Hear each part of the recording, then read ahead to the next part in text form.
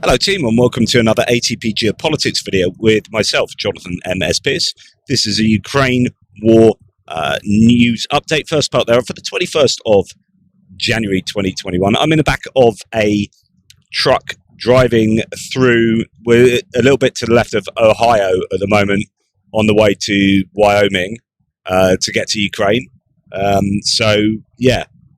OPSEC. The audio and the visuals are likely to be somewhat suboptimal. It is what it is, which is a saying that means absolutely nothing. But anyway, apologies. We will get on with what is going on in terms of the hits and losses. It's worth noting that the bandwidth is being somewhat strangled by the news that Trump is now president and he is declaring all sorts of stuff. So some of the usual sources that I have are reporting on that rather than Ukraine, or it's more difficult to find some of the information. Anyway, we'll start with the Ukrainian general staff figures for the Russian losses for the day before. All the usual caveats apply, of course, and you can find those caveats in the description to the video below. 1,600 personnel lost in a day is another very high loss statistic, as is 12 tanks above the daily average, and 23 troop carrying AFVs is also above the daily average there, and we have 60 artillery systems lost in a single day. So that's really jumped up. That's something, those sort of numbers are numbers we were seeing quite a long time ago when the Ukrainians were having a purple patch of Russian equipment they're taking out, particularly artillery systems. We haven't seen that so much of late. So 60 in one day is something that's definitely happened yesterday.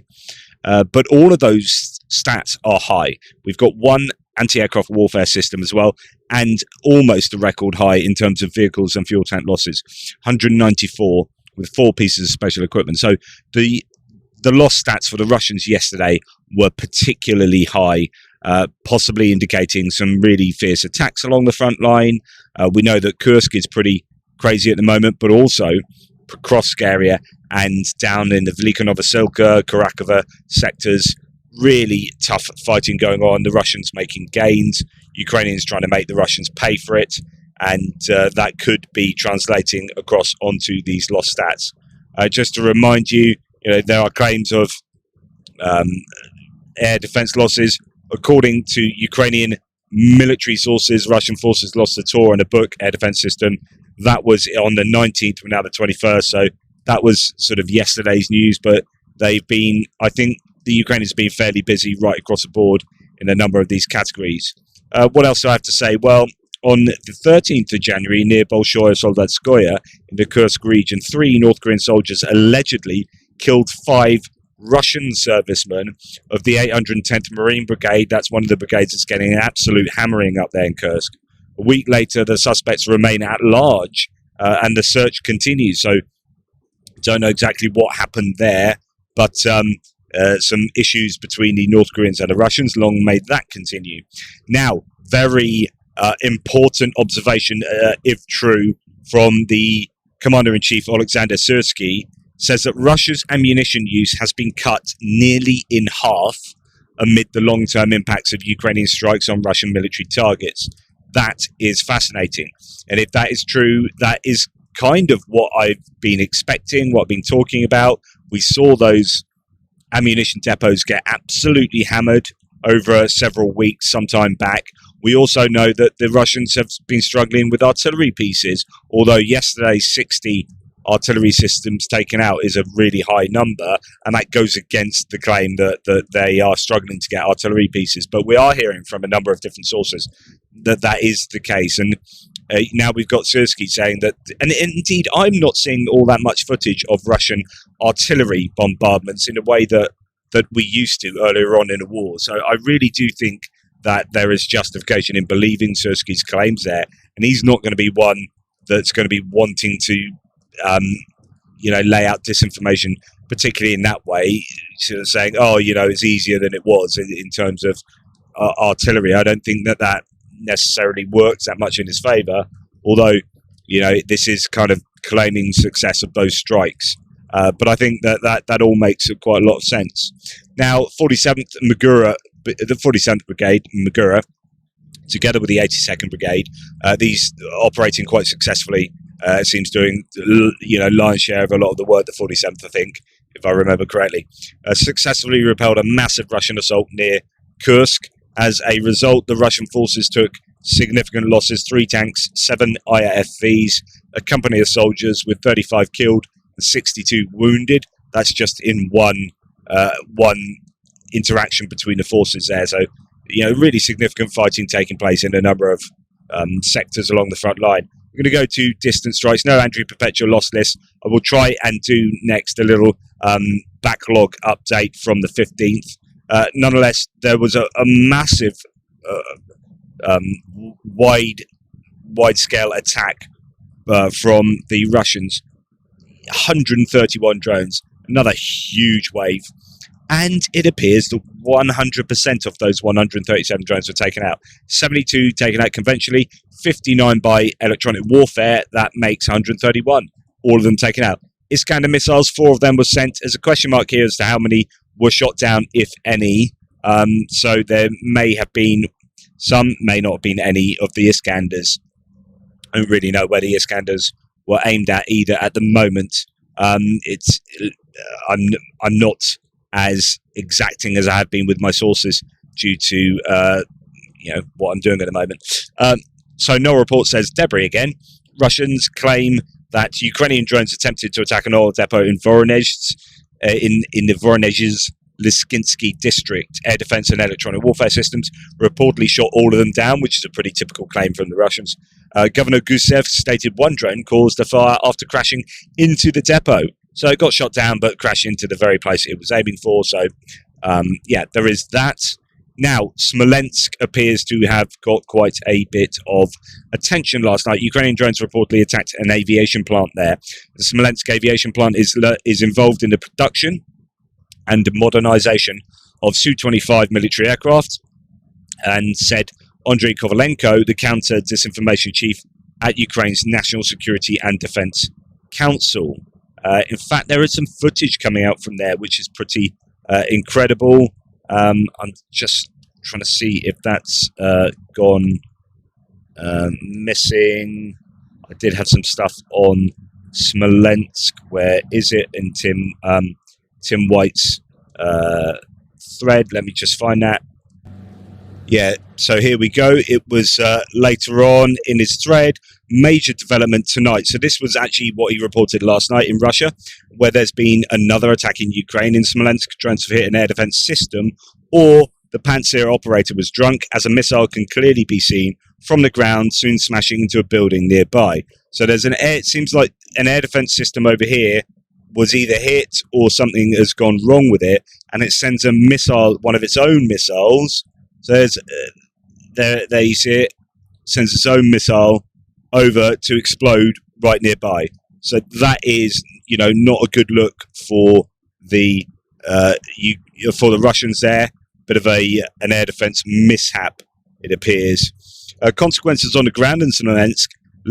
Despite literally hundreds of people filming various incidents, officials say there are no casualties, and only falling debris caused small fires. Of course, we've just seen an air defense missile rake across the sky there, as well as a friendly fire by Russia. Loads more people were happy to stand watching and filming drones, knowing Ukraine doesn't attack people.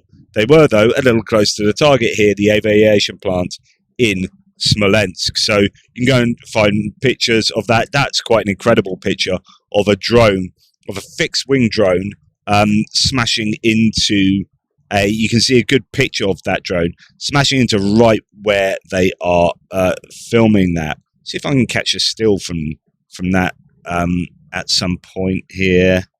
Let's see. You get a really good view of the drone. Don't know if I'm going to catch that. Let's turn the sound off. Here we go. There you go. That looks like a Liski. I think that's got a twin tail at the back. The hit and subsequent fire has already been geolocated to the factory in Smolensk. A large workshop seems to have been struck by the drone. And then, oops.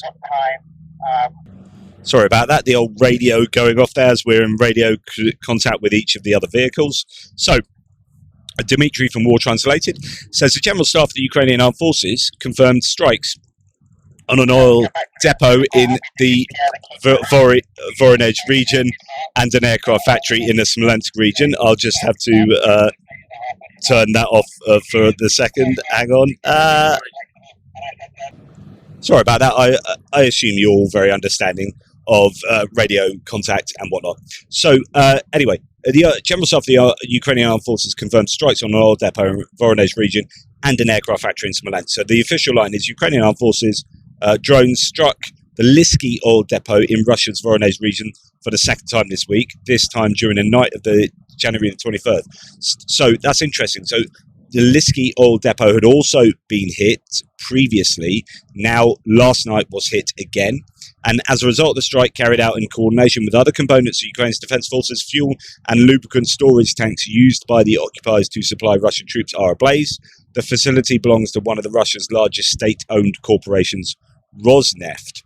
So good news there. Now, here, so that is in Liski, which is this one. I'm just going to rewind a little bit. So this is January the 20th, so this is yesterday. Russian monitoring channels reporting an inaugural drone attack on Russia's Voronezh region. The first report surfaced less than an hour ago and mentioned at least 30 drones. So this was 2 nights ago. Liski was hit with 30 drones as information about possible attempt to target an oil depot in Liski.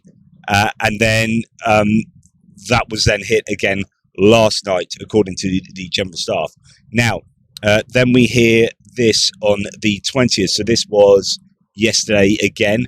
Major Russian channels confirmed that a new fire at the oil refinery in the city of Liski in the Voronezh region following a drone strike has taken place.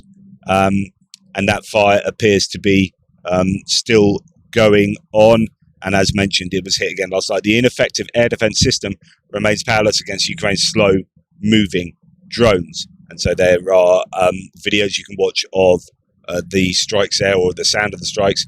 And then we hear that in Liski, in the Voronezh region, the oil depot is reportedly burning heavier than it did some hours ago. And this was yesterday as well. But that the fire was actually getting more intense, according to locals. Likely another direct hit. And then it was hit again last night, potentially. So lots there. But also, we'll seek to find out what's happened at Smolensk, as that seemed to be a fairly significant strike as well. Okay, so we're now going to go to other bits and pieces, and we start with Pokrovsk. Videos coming out of the absolute destruction of Pokrovsk. It continues to be battered. Volunteer Dennis Christoph posted this video today from the town centre, showing us where Russia hit last night, striking a shopping centre and a residential building with missiles from jets. He adds, they wonder why Russophobia is so widespread. I mean, just I mean, look at that footage. That is incredible. They're just slamming all sorts of ordnance into Pokrovsk. It is the destruction of a town that, you know, they are seeking to, scare quotes, liberate. This is what liberation looks like, and it looks identical to mass destruction. There is no liberation apart from liberating people from their lives and from order and from decency. War Translated again says a Russian mobilized soldier complains about a swarm of Ukrainian drones flying in free hunt mode. He says it reminds him of the Luftwaffe in 1941, only without any resistance from Russian air defenses. Now, I heard yesterday from someone that had evidence that Ukrainians were using drones and were being able to take control. Sorry, they weren't using their own drones. They were able to take control of Russian drones in a particular place and then use those drones to strike against the Russians. So in other words, they hijacked Russian drones. Now, that comes on very good provenance.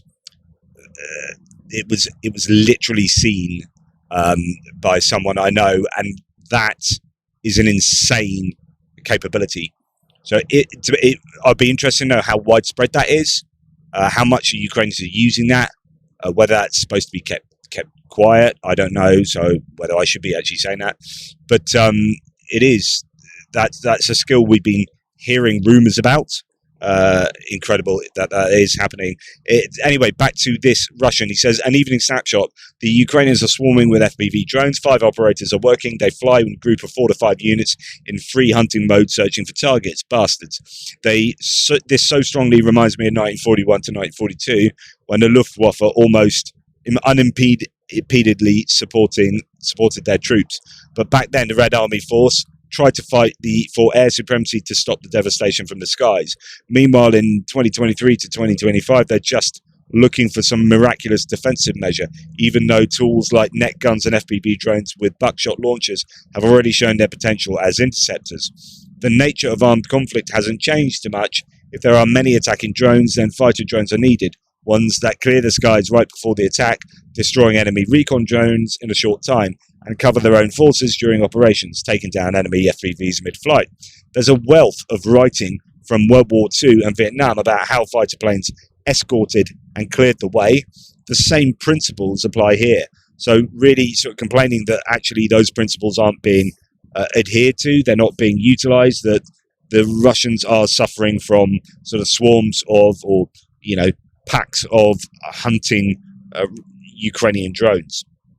Now, a Helsinki court, and this is fascinating because this, to me, says that the Washington Post article about the cables being accidentally cut was nothing more than Russian propaganda. It didn't make any sense that ships would be dragging anchors for 100 kilometers and not realize it, so on and so forth. So Helsinki court has seized the Eagle S vessel. So they wouldn't seize that unless they had a pretty good idea that it was involved in sabotage. Suspected of involvement in cutting the cables of the Baltic Sea floor, reports today, so that's the Finnish media outlet, the decision was made following petitions from the companies that own the severed cables. So the companies themselves are going to be looking at this going, this ain't a mistake. And again, that tells you everything you need to know. They hold the UAE-based shipping company Caravella, which owns the Eagle S tanker, responsible for the damage caused. According to the outlet, a petition for the vessel's arrest was also filed by Cinia, the owner of the Sea Lion 1 cable that connects Germany and Finland via the Baltic Sea floor. The cable was damaged in November 2024. So you could make a case that actually this is kind of part of corporate law, or, you know, whether it's done on purpose or accidentally, these people are going to want that vessel to, and the owners of that vessel to pay the price. But I still failed to see that the vessel would be doing that accidentally. Just ridiculous to think they're drag an anchor that far. Anyway, I'm going to leave you with this. Now, I don't normally do political stuff in my hits and losses video, but I'm deeply, deeply worried about the future. And this one bit of footage should tell you exactly what I've been saying for a very long time, which is that this man is ignorant and he does not know enough to cast his opinions on things like war. He doesn't understand geopolitics. He doesn't even get the basics correct. Let's listen to him. Thank you, sir. What can we expect of the countries in NATO that spend the least amount of money, like Spain, France, below the 5%? Spain is very low. And yet, are they a BRICS nation? What? They're a BRICS nation, Spain. You know what a BRICS nation is? So, Figure it out. OMG. So, Spain is very low. Are they a BRICS nation? Says Trump when asked whether Spain should pay more as a percentage of GDP on their defense to kind of qualify for NATO, as they don't spend enough at the moment. So Trump says Spain is very low. Are they a BRICS nation? The reporter says, what? And he says, they are a BRICS nation, Spain. Do you know what a BRICS nation is? He says. And then he goes on, as it's like so patronizing, as if he's the clever one, right?